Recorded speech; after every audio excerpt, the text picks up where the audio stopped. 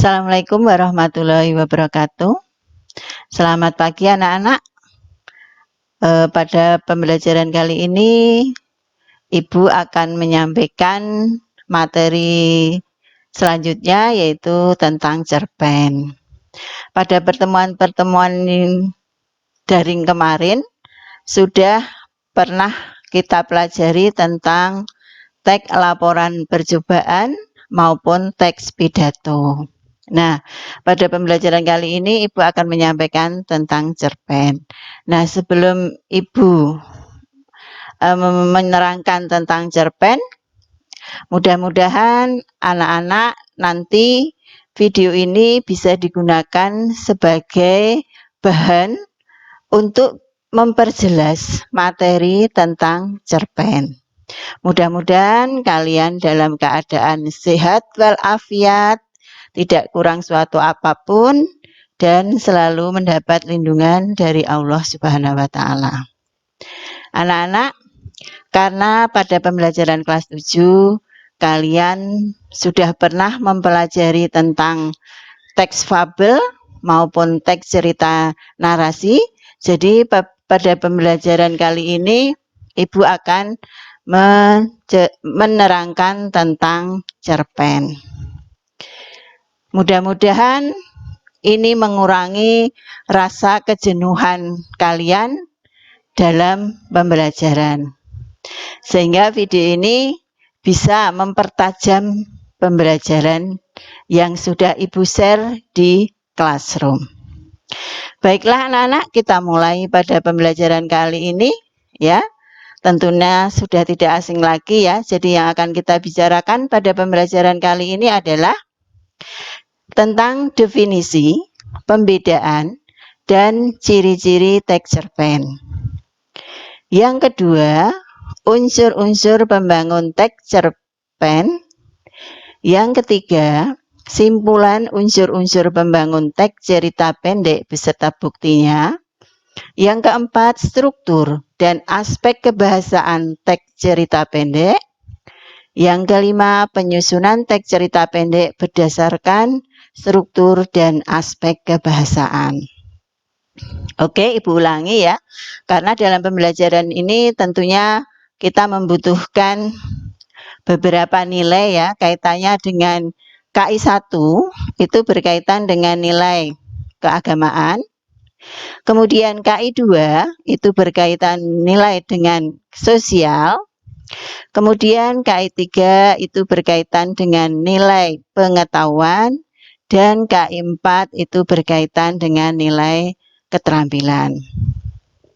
Karena kalian kelas 9 tentunya sudah paham ya tentang nilai yang dibutuhkan dalam pembelajaran. Baik, karena kompetensi inti sudah, kita lanjut ke kompetensi dasar.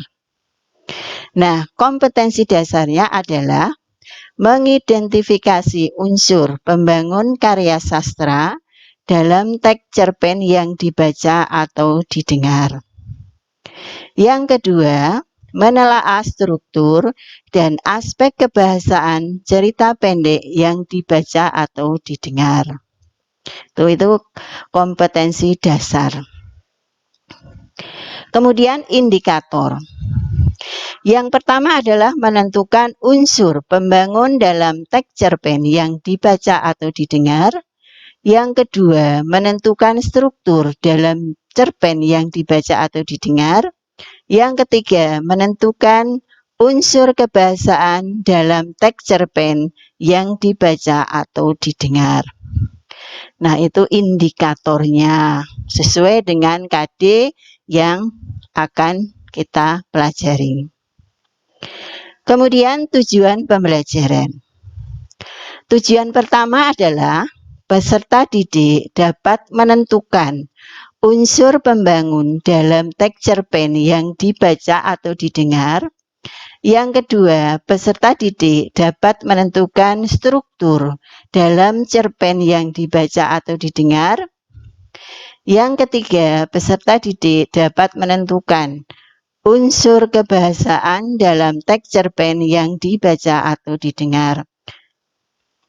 Nah, itu tujuan pembelajaran yang akan kita capai pada pembelajaran kali ini.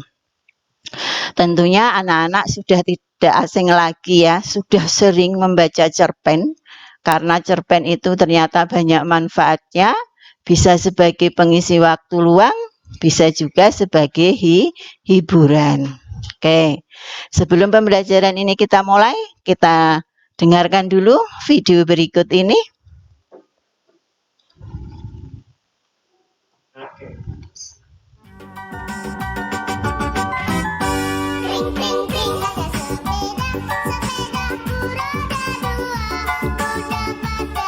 Ayah karena rajin bekerja.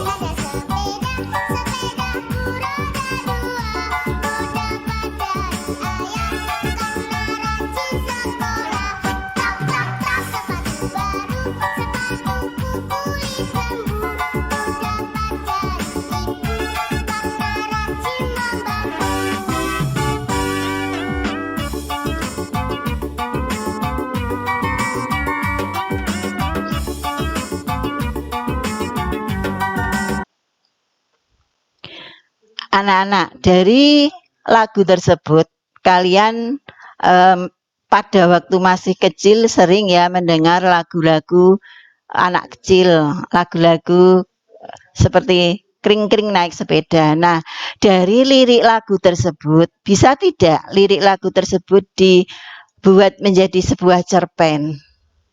Nah, bisa ya. Jadi dari lirik lagu tersebut bisa kita buat menjadi sebuah cerpen. Nah, itu ya. Jadi cerpen itu kan bisa dibuat berdasarkan pengalaman, baik itu pengalaman yang mengesankan, pengalaman yang menyenangkan maupun pengalaman yang menyedihkan. Nah, itu ya. Jadi baik tidak hanya dari lagu tapi juga bisa dari puisi, ya, itu juga bisa kita buat sebuah cerpen. Nah, anak-anak, apa toh manfaatnya kok kita itu harus mempelajari cerpen, ya? Ya. Manfaatnya adalah yang pertama, membuat hati dan pikiran kita menjadi tenang, ya. Jadi kok hati kita rasanya sedang gundah, hati kita sedang galau, hati kita sedang gelisah. Nah, dengan membaca cerpen itu membuat hati dan pikiran kita menjadi tenang, tuh ya. Kemudian yang kedua, menyenangkan dan tidak jenuh. Ya, mungkin kalian selalu membaca buku-buku pengetahuan. Nah, agar tidak jenuh, itu bisa diselingi dengan membaca cerpen. Yang ketiga apa? Media hiburan yang lucu. Ya, cerpen bisa dibaca itu sebagai media hiburan. Wah, kita kok sedang susah. Wah, kita kok sedang gelisah. Jadi, bisa kita dengan membaca cerpen, insya Allah itu menjadi hiburan. Yang keempat adalah menambah inspirasi. Ya, jadi dengan membaca cerpen itu akan menambah inspirasi kita. Misalnya bisa kita lihat dari wataknya. Oh, wataknya seperti ini ya. Oh, kita akan membuat cerita tentang pengalaman hidup. Itu bisa juga. Yang kelima adalah menambah pengetahuan. Dengan membaca cerpen, ya, insya Allah pengetahuan kita pun juga akan bertambah.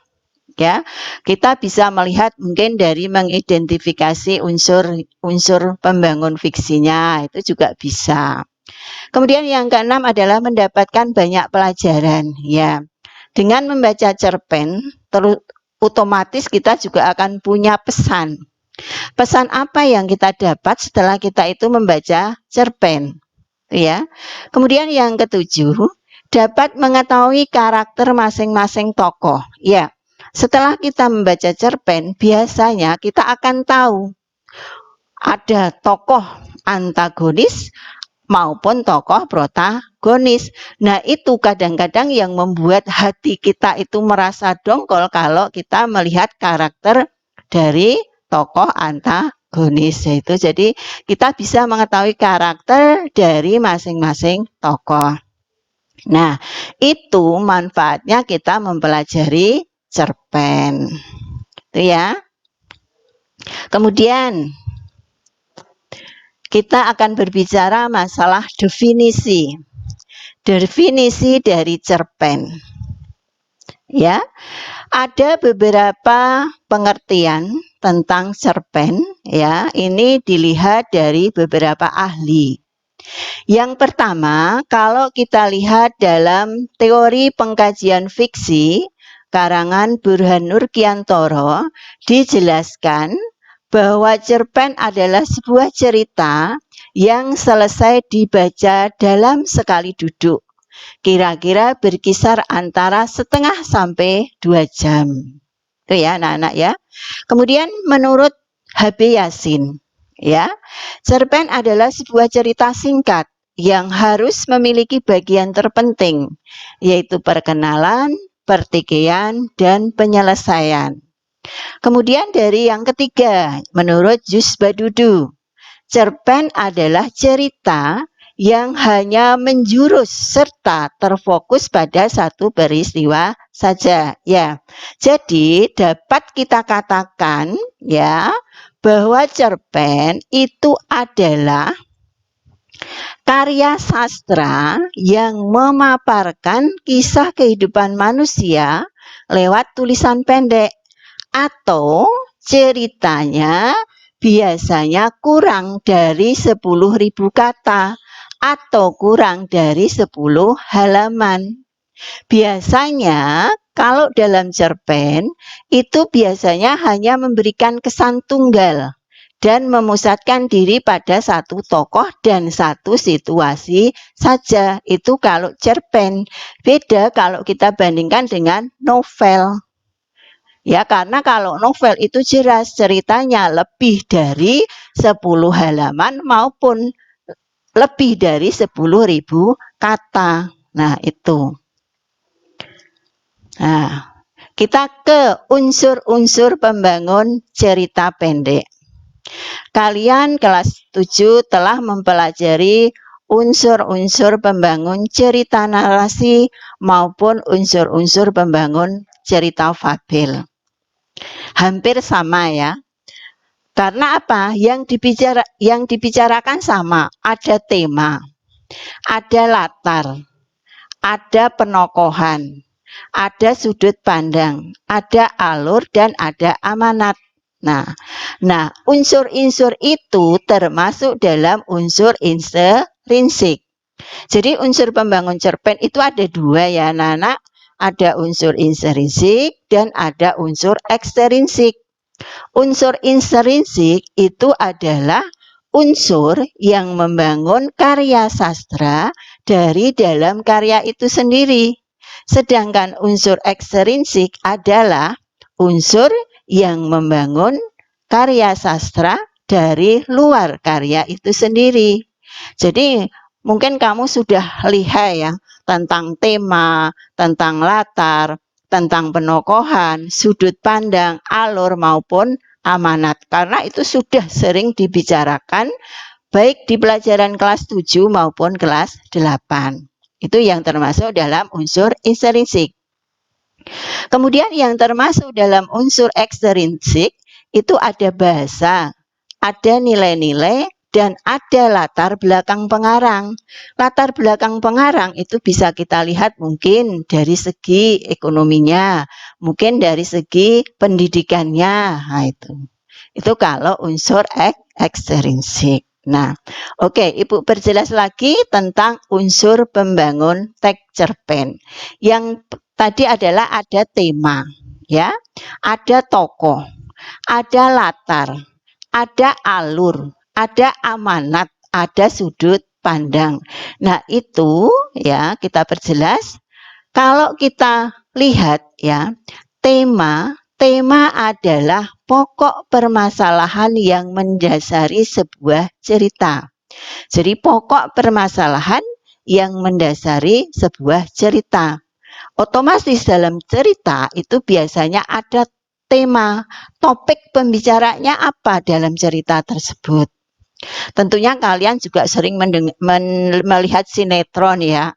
Sinetron yang ada di televisi itu mesti ada temanya, ada wataknya, ada tokohnya, ada amanatnya. Nah, itu.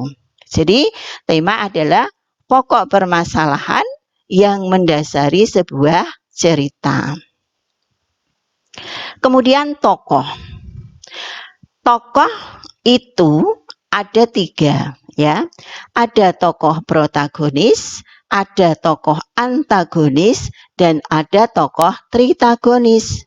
Tokoh protagonis itu adalah tokoh yang mendukung cerita, tokoh baik ya. Jadi protagonis itu adalah tokoh yang mendukung cerita atau tokoh baik. Sedangkan tokoh antagonis adalah tokoh penentang cerita atau biasa disebut dengan tokoh-tokoh jahat itu yaitu kalau tokoh antagonis. Kemudian yang ketiga adalah tokoh tritagonis. Apa toh tokoh tritagonis? Nah, tokoh tritagonis ini adalah tokoh penengah ya. Jadi bisa tokoh pembantu baik untuk tokoh protagonis maupun tokoh antagonis ya. Kalau biasanya yang ditanyakan selain tokoh adalah karakter. Karakter itu adalah sikap ya, sikap dari tokoh tersebut apa gitu ya. Itu kalau karakter. Nah, itu yang tokoh. Kemudian yang latar. Latar itu ada 3 ya anak-anak, ada latar waktu, ada latar tempat, ada latar suasana. Tentunya kalian sudah sering sekali ya mengapresiasi sebuah cerita tentang latar waktu, tentang latar tempat, maupun tentang latar suasana. Tapi di sini Ibu ulang lagi, latar waktu adalah di mana tokoh melakukan sesuatu pada saat kejadian peristiwa dalam cerita yang sedang telah terjadi ya. Bisa yang sedang terjadi, bisa juga yang telah terjadi. Itu kalau latar waktu. Misalnya pagi, siang, sore, malam, zaman dulu. Itu bisa masuk dalam kategori latar waktu. Yang kedua, latar tempat adalah di mana tempat tokoh mengalami kejadian atau peristiwa dalam cerita ya. Di mana tempat tokoh itu mengalami kejadian atau peristiwa dalam cerita. Yang ketiga, latar suasana adalah situasi apa saja yang terjadi ketika saat tokoh atau pelaku melakukan sesuatu. Misalnya ada dalam cerita itu ada suasana yang galau, gembira, sedih, nah, itu latar suasana. Jadi tergantung dari cerita tersebut. Itu kalau latar suasana. Oke. Tema sudah, tokoh perwatakan sudah, latar sudah. Sekarang yang keempat adalah alur. Ya, alur itu adalah rangkaian peristiwa ya, jalannya cerita. Nah, alur itu ada 3. Ada alur maju atau disebut dengan progresif, atau alur mundur biasa disebut dengan regresif atau flashback, dan yang ketiga adalah alur campuran. Ya, jadi rangkaian peristiwa suatu cerita itu bisa alurnya maju, jadi gerakan ceritanya lurus ke depan, ya. Bisa juga mundur, jadi gerakan ceritanya mundur ke belakang, dan bisa juga campuran. Nah, bagaimana kalau cerita itu dikatakan alur maju? Nah, cerita itu dikatakan alur maju kalau ceritanya tersebut dimulai dari pengantar, ya, atau pendahuluan. Bisa penampilan masalah, yang kedua. Kemudian yang ketiga, puncak masalah, klimaks. Yang keempat, masalah menurun. Yang kelima, penyelesaian.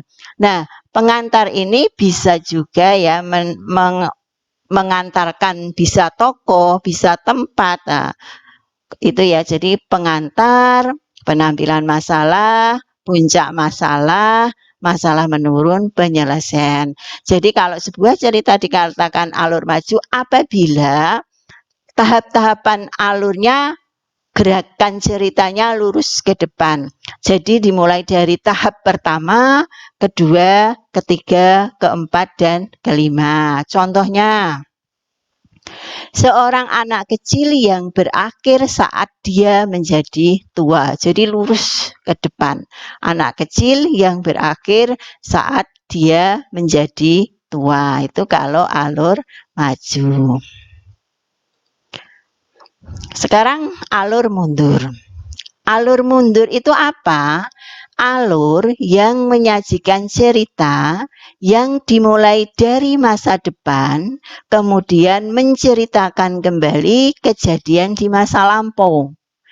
Alur mundur merupakan jalan cerita yang tidak berurutan dan kebalikan dari alur maju. Jadi gerakan ceritanya itu mundur ke belakang. Itu kalau alur mundur. Jadi kebalikan dari alur maju. Biasanya kalau dalam alur mundur itu pengarang itu mengawali cerita dari konflik ya, bisa juga konflik, kemudian penyelesaian konflik, kemudian diakhiri dengan menceritakan kembali latar belakang konflik tersebut. Itu boleh seperti itu. Boleh juga dari penyelesaian ke belakang. Ya, jadi mulai dari 5, 4, 3, 2 ke 1. Itu kalau alur mundur.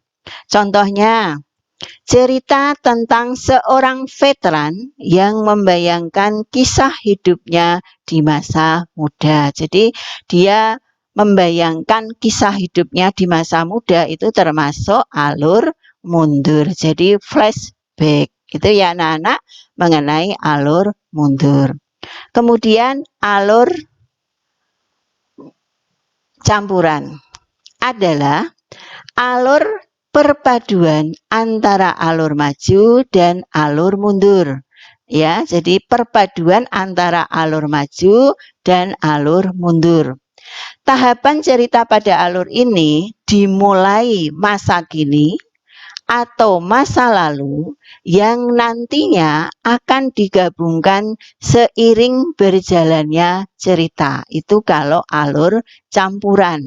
Jadi bisa maju, bisa mundur. Bisa dari tahap 3, 2, 1 kembali ke 4, 5. Itu kalau alur campuran. Itu ya anak-anak pengertian tentang alur.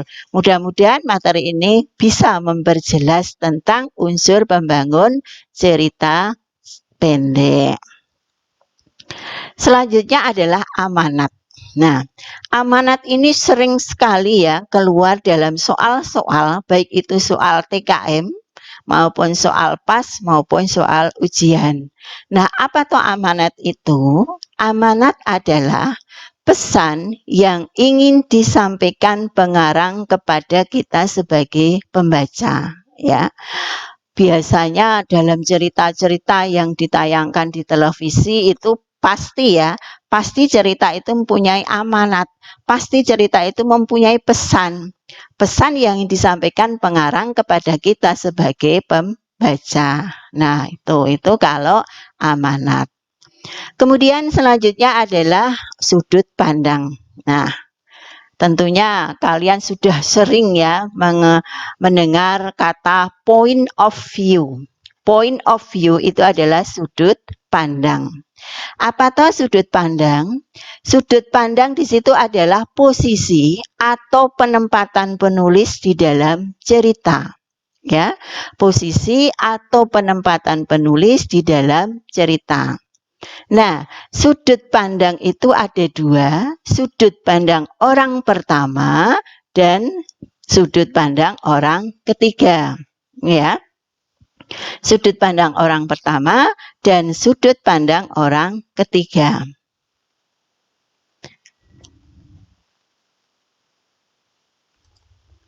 Sudut pandang orang pertama itu ada dua. Sudut pandang orang pertama pelaku utama ya, dan sudut pandang orang pertama pelaku sampingan. Nah, apa toh sudut pandang orang pertama pelaku utama itu? Ya, di situ penulis atau pembaca menjadi tokoh utama di dalam cerita. Jadi, penulis atau pembaca menjadi tokoh utama di dalam cerita. Biasanya menggunakan kata ganti aku, saya, diriku, beta, atau hamba.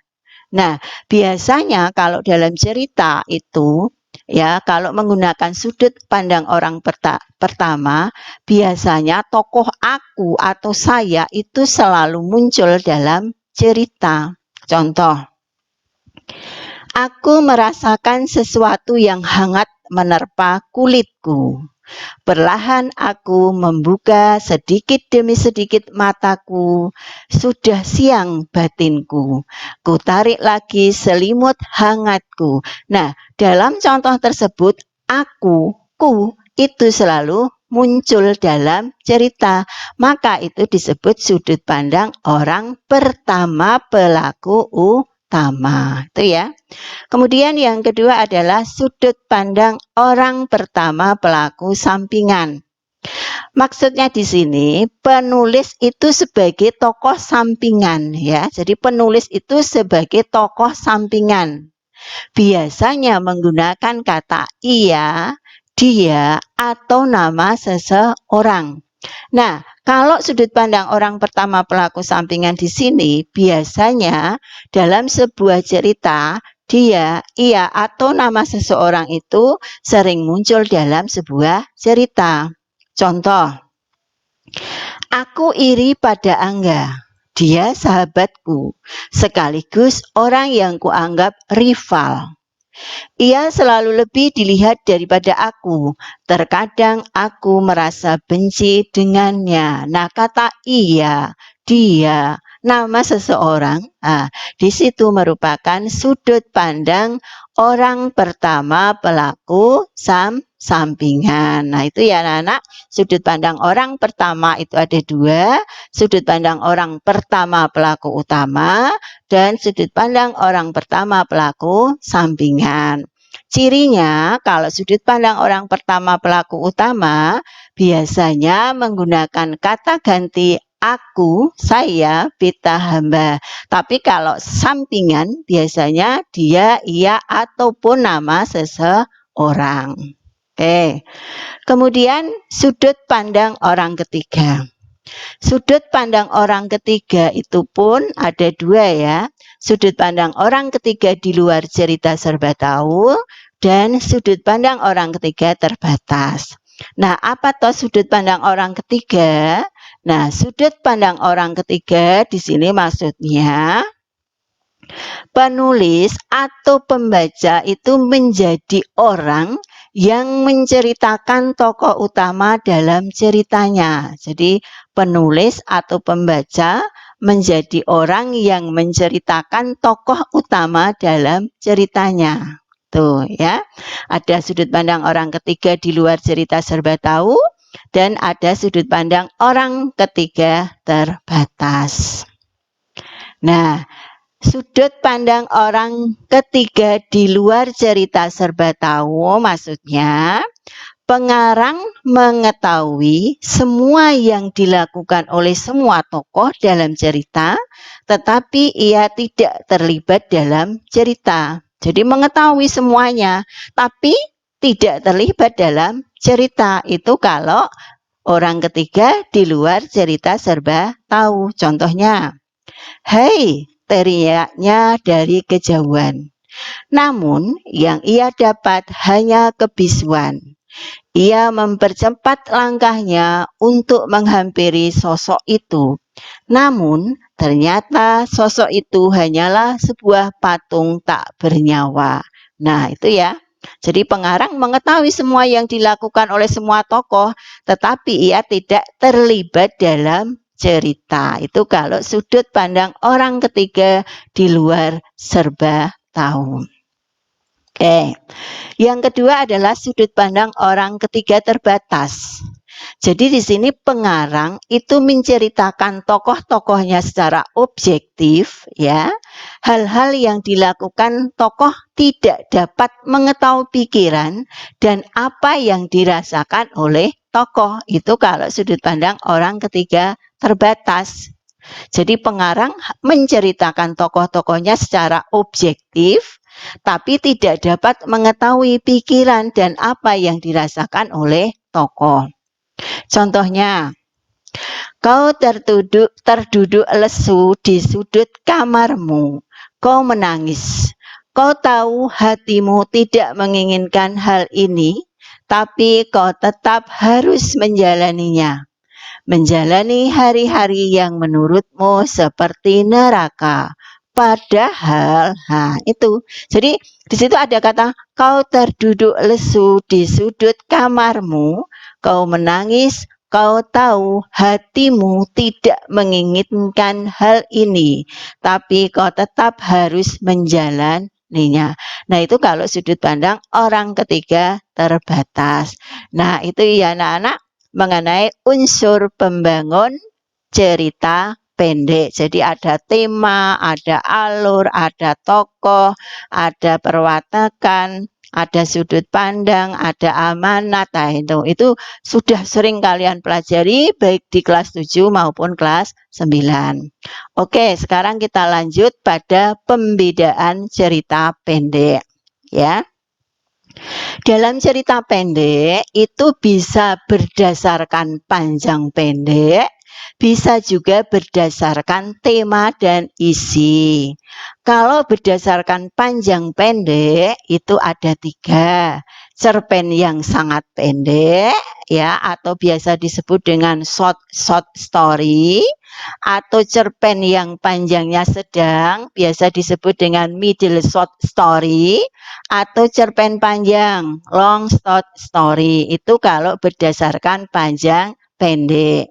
Tapi kalau berdasarkan tema dan isi, itu ada cerpen anak, cerpen remaja, dan cerpen keluarga.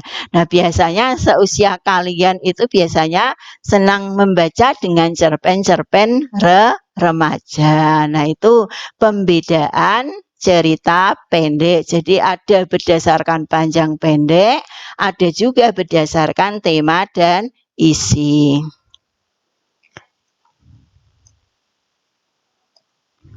Oke. Kita lanjut ke ciri-cirinya cerpen. Nah, ciri-cirinya apa cerpen itu, ya? Yang pertama, panjang karangan lebih kurang 10 halaman, ya. Tadi di atas sudah pada pembicaraan mengenai cerpen, ya. Jadi yang pertama, panjang karangan lebih kurang 10 halaman. Yang kedua, biasanya habis dibaca sekali duduk, ya. Tuh, jadi hanya sekali duduk langsung cerita itu dibaca selesai. Yang ketiga, hanya ada satu peristiwa yang menguasai jalannya cerita. Jadi hanya ada satu peristiwa saja itu kalau cerpen, ya. Tapi kalau novel sudah lebih dari satu peristiwa. Tapi kalau cerpen hanya ada satu peristiwa saja. Yang keempat, biasanya terdapat konflik, tapi konflik tidak menimbulkan perubahan nasib pelaku. Itu kalau dalam cerpen. Jadi ada konflik, tapi tidak menimbulkan perubahan perilaku pelaku. Yang kelima adalah perwatakan tokoh dilukiskan secara singkat. Ya, karena ceritanya pendek kurang dari 10 halaman, jadi perwatakan tokohnya hanya dilukiskan, digambarkan secara singkat, secara rinci. Itu kalau ciri-ciri cerpen. Nah, kita akan berbicara tentang struktur dan aspek kebahasaan dalam cerita pendek, ya. Struktur dan aspek kebahasaan dalam cerita pendek. Strukturnya apa atau cerpen itu? Ada orientasi, ada rangkaian peristiwa, ada komplikasi, ada resolusi, ya. Jadi ada orientasi, ada rangkaian peristiwa, ada komplikasi, ada resolusi. Itu kalau struktur cerpen. Apatah orientasi? Orientasi itu adalah penentuan peristiwa, ya. Jadi bisa berarti penentuan peristiwa yang menciptakan visual, gambaran latar, atmosfer, dan waktu kisah. Atmosfer itu suasana ya anak-anak. Jadi bisa menciptakan visual, gambaran latar, bisa atmosfer, dan waktu kisah.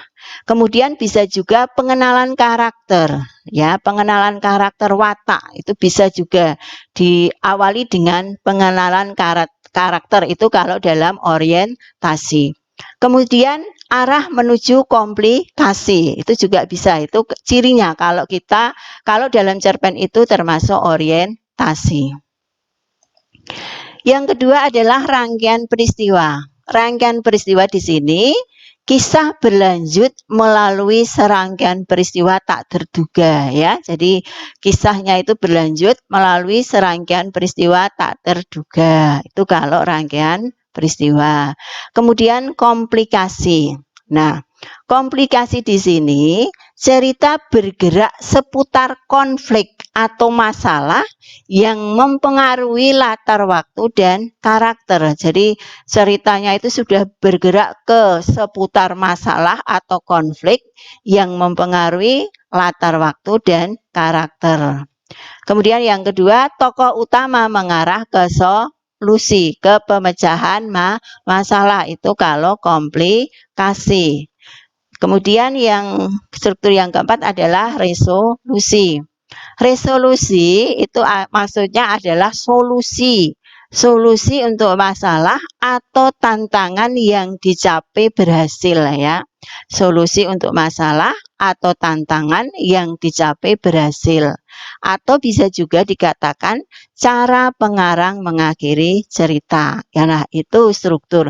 Mungkin anak-anak sering membuka Google, ya, bahwa di Google itu ada juga yang mengatakan bahwa dalam struktur cerpen itu ada diawali dengan abstrak, ada juga diawali dengan koda. Nah, seperti itu kamu harus lihat ceritanya bagaimana. Kalau abstrak itu biasanya adalah risum, ringkasan, ya. Kalau koda itu biasanya hikmah. Hikmah apa yang kita dapat dari cerita itu? Biasanya pada bagian akhir itu disebutkan, itu kalau ada kodanya. Biasanya yang sering ada koda itu, yang sering sekali ada koda itu adalah pada teks cerita fabel, itu sering ada. Jadi mungkin kalian di Google buka, oh struktur cerpen ada abstrak dan ada koda. Jadi itu tergantung pada ceritanya. Yang penting kalian tahu bahwa abstrak di situ adalah risum, ringkasan. Tapi kalau koda di situ adalah hikmah yang ada dalam cerita. Biasanya pada akhir cerita itu disampaikan pengarang. Itu struktur cerpen. Nah, kebahasaan yang ada dalam cerita pendek itu adalah, ya, yang pertama adalah penggunaan kata ganti orang, ya. Penggunaan kata ganti orang itu biasanya dapat kita lihat dari sudut pandang yang digunakan, ya. Tadi ada sudut pandang orang pertama dan ada sudut pandang orang ketiga. Kalau sudut pandang orang pertama berarti menggunakan kata ganti aku, saya, gitu, ya. Kemudian kalau kata ganti orang ketiga biasanya iya, dia, itu yang pertama. Yang kedua, penggunaan penanda yang menunjukkan keterangan waktu. Nah, keterangan waktu bisa juga saat, ketika, seperti itu, ya. Kemudian yang ketiga, pemilihan kosakata atau penggunaan kata benda khusus, ya, kata benda khusus. Nah, itu nanti di buku paket itu juga sudah dijelaskan, ya. Nanti bisa kamu ulang kembali di buku paket tentang aspek kebahasaan cerita pendek. Penggunaan uraian deskriptif yang terperinci, ya, penggambaran, pelukisan yang diuraikan secara detail, secara rinci. Kemudian penggunaan majas atau gaya bahasa. Nah, itu juga sering ada dalam sebuah cerita pendek, ya, majas, gaya bahasa, itu stil ya, still dalam sebuah cerita pendek. Itu unsur kebahasaan. Nah, ciri-ciri kebahasaan dalam cerpen apa ya? Cirinya yang pertama, pencerita menjadi orang pertama atau ketiga, itu ya. Jadi pencerita menjadi orang pertama atau ketiga. Yang kedua, bisa memasukkan dialog atau menunjukkan waktu kini atau lampu, ya. Bisa memasukkan dialog, menunjukkan waktu kini atau lampu. Yang ketiga, menggunakan kata benda khusus, ya, kata benda khusus. Trem besi itu biasanya pohon besi. Kalau dulu ada ya di jalan-jalan pinggir jalan raya itu biasanya ada pohon trem besi, beringin, nah seperti itu. Itu ciri kebahasaan teks cerpen. Kemudian yang keempat, menggunakan uraian deskripsi yang rinci untuk menggambarkan latar dan karakter, ya. Jadi pelukisan, penggambaran, ya, latar dan karakter yang dijelaskan secara detail.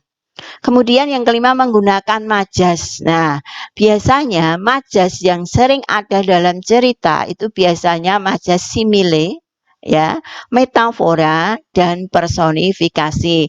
Nah, majas-majas ini sudah kalian pelajari pada pembelajaran kelas 7 tentang teks deskripsi. Oke, yang keenam adalah menggunakan pertanyaan retoris, ya. Menggunakan pertanyaan retoris, pertanyaan yang memerlukan jawaban, ya. Jadi retoris itu pertanyaan yang memerlukan jawaban. Kalau oratoris itu biasanya yang tidak memerlukan jawaban. Oke. Ibu jelaskan juga di sini majas simile atau majas perbandingan. Majas simile atau majas perbandingan langsung, ya, di sini adalah majas perbandingan langsung. Cirinya, ya, biasanya menggunakan kata bagai, seperti, ibarat, laksana. Contoh, burung pipit terbang bagai batu, lepas dari katapel sambil menjerit sejadi-jadinya, ya. Jadi cirinya majas simile atau perbandingan di situ menggunakan bagai, seperti, ibarat, laksana. Jadi ya, cirinya itu. Jadi bagai, seperti, ibarat, laksana. Contoh, burung pipit terbang bagai batu lepas dari katapel sambil menjerit sejadi-jadinya. Nah, bagai di situ ya. Kemudian yang kedua adalah majas metafora. Perbandingan tidak langsung, ya. Majas yang menggunakan kata kiasan. Contoh, dia memiliki hati batu. Nah, hati batu di sini adalah kiasan. Anaknya keras kepala seperti lembu. Nah, keras kepala di situ juga kiasan. Nah, karena itu hati batu, keras kepala, kiasan, maka itu disebut majas metafora. Kemudian majas personifikasi, ya. Majas personifikasi itu benda mati dianggap seperti benda hidup, ya, atau benda mati dianggap manusia. Contoh, awan tertatih-tatih melintasi langit. Kerikil di jalan tampak pucat sedih. Tertatih-tatih, mosok awan tertatih-tatih. Nah, kerikil di jalan tampak pucat sedih. Nah, itu jelas majas personifikasi. Benda mati dianggap manusia. Itu ya. Itu mengenai majas metafora, simile, dan majas personifikasi. Oke, sekarang kita bicarakan Bagaimana langkah-langkah menulis cerpen? Ya, langkah-langkah menulis cerpen itu ada satu, memodifikasi cerpen, melanjutkan cerpen, membuat cerpen ya, ada memodifikasi. Ya, memodifikasi cerpen, melanjutkan cerpen dan membuat cerpen. Nah, bagaimana kalau memodifikasi cerpen? Nah, untuk memodifikasi cerpen di sini bisa mengubah sudut pandang menjadi orang ketiga. Jadi mungkin sudah ada contoh cerpen ya dengan menggunakan sudut pandang orang pertama bisa diubah menjadi sudut pandang orang ketiga, tuh ya. Kemudian boleh mengubah kalimat namun tidak mengubah namanya. Nah, itu kalau memodifikasi cerpen. Jadi intinya mengubah sudut pandang menjadi orang ketiga, boleh juga mengubah kalimat namun tidak mengubah maknanya. Itu kalau memodifikasi cerpen.